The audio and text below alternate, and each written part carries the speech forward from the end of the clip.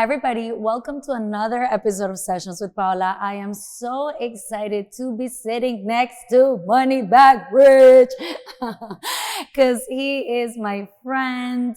He is my camera guy, my producer. He is just an amazing human being, and I'm so grateful to have him in my life.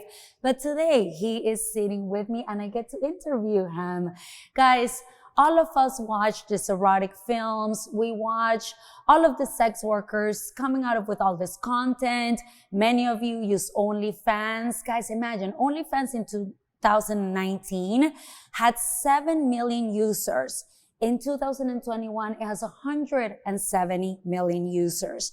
There's 3.2 million content creators in this moment. I am sure that has increased since last, but the pandemic really put this in the map. And so not too often do we get to talk to the men behind the scenes, behind the camera. And today, we're going to do just that because in Sessions with Paola, all types of things happen. So Rich, welcome. You're a filmmaker, you're a producer. You wear many hats, but today we're going to talk about just that part of what you do. And I want to start with, what are some myths or misconceptions that people have of people that are in the adult film industry? Well, first and foremost, thank you for inviting me on Sessions with Paola. It feels different being in front of the camera than behind the cam, but some myths and facts. Well, misconceptions, because I think sometimes people think, well, the people that are filming, right? Like maybe they have, they're turned on or there's erections happening and they're having sex with the people, the sex workers. There's all types of myths and misconceptions when we talk about the man behind the camera. So what do you think are some myths and misconceptions? I feel like it's on you as a person. Okay. Because some people do, some people don't, some people do both. I've been in both situations, and it's about the connection, just like anything. When you spend more time with somebody, especially on an intimate level, and you guys connect, you have a better chance of making a connection. And that connection is more real because you see them at a more vulnerable state, but you also help them in that vulnerable state, because most of the time the people that they're interacting with aren't necessarily their lovers. Yes. I would say, which would you say most of the time, the people that they're interacting with are not their lovers? Yeah, I would say most of the time. Yeah. And I think, when you talk about connection, there has to be such an immense amount of trust, I feel, between you and the person that you're filming. Because if you think about it, right, like, I don't know, maybe you've had experiences where the performers themselves, there can be a little conflict, there can be a little something, and to just have you there as someone that you trust, I think that's extremely important. I know that for us, that trusting relationship is extremely important. Yeah, it's a big importance, because a lot of the females that I work with, and I've worked with men and females, but a lot of the females that I work with, they look in the aspect of, I don't know who this person is coming over here. And that's happened in a real-time conversation. And, me kind of embodying the person that I am naturally, they look at me for that protection level, like, we're good in case somebody crazy comes in here, you're going to get them, right, or whatever. And I'm like, yeah, I got you, it's no worries. And so it goes beyond the camera.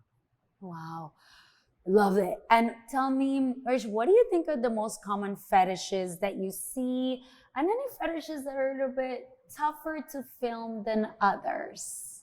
I'm asking, I'm going in there. Talk to us. So the most common fetish in the world is foot fetish. Yes. And that's because of not what many people may think, but it's actually the curve. Where people are attracted to the curves. And the worst or the most uncommon, not liked fetish, I would say, has to be scat. Okay. And guys, for those of you who don't know scat, look it up. But how could you describe scat for those people who don't know? Scat's basically shit. Yes, and listen, no judgment. Some people are into that, guys. Yeah. But I think one of the things about foot fetishes, because there's many hypotheses. Yes, I've heard about the curves.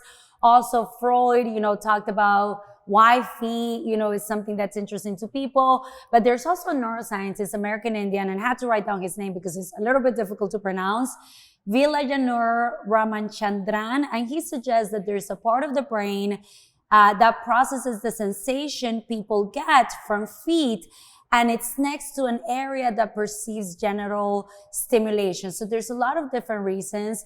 And when you're, I wonder, Reggie, because now I'm thinking about scat and feet. Hey, some people are out there that may like both.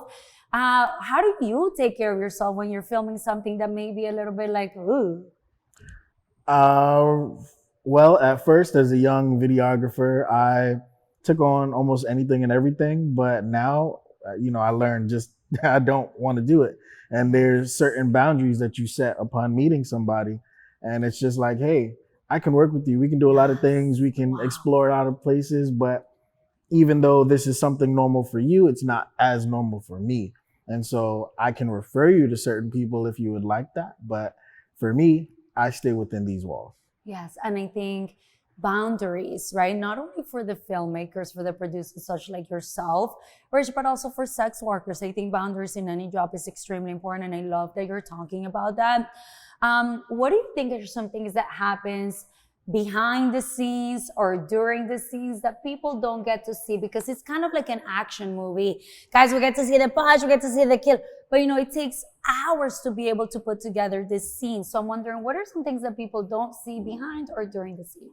They don't see a lot of the direction. They don't see a lot of the cuts. They don't see a lot of the lighting. They don't see a lot of the facial expressions because, sometimes it may be a 1-cam setup, a 2-cam setup. If it's a 2-cam setup, we might switch to a certain angle so you don't see a certain expression or something happen or whatever. And that editing process really makes things transcended. And sometimes they may stop and start, stop and start, stop and start. And so you might watch a 20-minute film that started and stopped maybe 50 times. And that actual scene isn't really like a sex scene. It's more of a choreography. It's more, organized to where there's a structure to it, or the guy can't come, or the female doesn't get pleasure, or she feels discomfort and you have to take a break, or they get tired, things like that genuinely do happen. And it's up to us to understand where to start and stop and where to plug and play and post, so that when you're watching these things, they not only keep you coming back, but they keep you locked in as, man, I'm watching this full through as if it's happening in real time. I love it because, guys, it's so important for us to understand that this is entertainment, that what we see, please do not try to measure up to these beautiful sex workers that are trying to show us this together scene. There's a lot of stop and start. And when it comes to real sex, use the stop and start, because sometimes you are going to need more lubrication. You are going to get tired. Your erection may not work the way that you want it to. So please, let's remember that these are performers, right? That these are entertainers. So the sex that we see is not the sex that we want to expect when it's, partner sex. So thank you for sharing that. Rich, last but not least, I was wondering, you and I have had some conversations off camera. You watch a lot of scenes, fetishes, sex, and I'm wondering, how do you relate to your own sexuality? Because I would imagine that there's parts of you that get desensitized to certain things. So can you, invite us into that world? Yeah, I would say I'm definitely more into the kink-friendly kind of side things now, more so. Like standard organized sex doesn't really do as much for me. And on the basis of having conversations with women, I've become more naturally flirtatious. And so in our interaction, it may be normal for me and I may not really want to pursue to the highest levels, but it's a sort of aura that's kind of developed from just dealing with this kind of industry, because I have to keep not only the models in zone, but myself in zone, because a lot of creeps are behind cameras as well that people don't talk about. And, I've had a handful of models come to me and say, thank you for being normal. Thank you for just being you and just making the environment comfortable. And in me making it comfortable, that's being playful with them. That's being, lead on a little bit to just keep them in the zone, even when it is those cut scenes because they may not like the partner that they're with, or they may not like the scene that they're doing. And so just to keep them in that frame of mind, I've had to also train myself to just be like, hey, we're here. It's just us. We're in the moment. We're vibing. We're understanding each other. You're safe. This is cool. You know, you look amazing. Oh, you're beautiful. Oh, you're the one. You know, mistress, calling them by their, you know, the prefixes of their names, goddess, mistress, you know, madam, you know, all those type of things to really get them into that character, but keep the character. And developing the submissive within myself, I feel like I'm dominantly submissive. Wow. And so I can turn it on and off. Naturally, I'm dominant in my everyday life. But when I go into those scenes, I'm more submissive to give them that power of exploration. Reg, everything that you just said is amazing, because I love how this has kind of taken you to a place where you're using it out there in the world, and how important it is for our sex workers to have somebody that they can trust, how important it is for sex workers that they feel safe. And I love what you talked about, like keeping them in the zone. I am here with you. And the acknowledgement, I think that acknowledgement, validation, encouragement is something that we never really outgrow. So for you to be able to call them by their name, I think that there's something about that that just feels so warm, because like you said, there are people out there that probably they don't have the best experiences. Mm-hmm. And for you, kink is kind of where that's your jam. Mm-hmm. And regular, or not regular, let's call it vanilla sex, even though vanilla is a delicious flavor as well, that's something that doesn't do it for you so much anymore. And so it's in me being desensitized, I've gotten to the point of my life where I don't know exactly what the cause is, but I don't lose my erection even after coming maybe 4, 5, 6 times. Wow. And so it becomes a factor of me mentally not wanting to engage into regular vanilla sex, because I'm like, man, this is going to take long. And that's the first thought in my head. But when a kink is approached, like I do have a foot fetish. And so in me having a foot fetish, I find that I might come faster, and I still have to do it, 3 or 4 times to feel satisfied. But in me doing it faster, I feel more, accomplished than, oh man, this is going to drag out. I don't really want to have sex, or low libido or anything like that. And so when I approach it in that way, it feels great. And that's whether I'm sober or under the influence of alcohol or anything. So it's not really influenced by any outer factors. It's just me and the person that I'm with. I love it. And guys, find what you enjoy. Of course, Rich is a special person. We also don't expect for everybody to come 5 or 6 times. Well, good for you.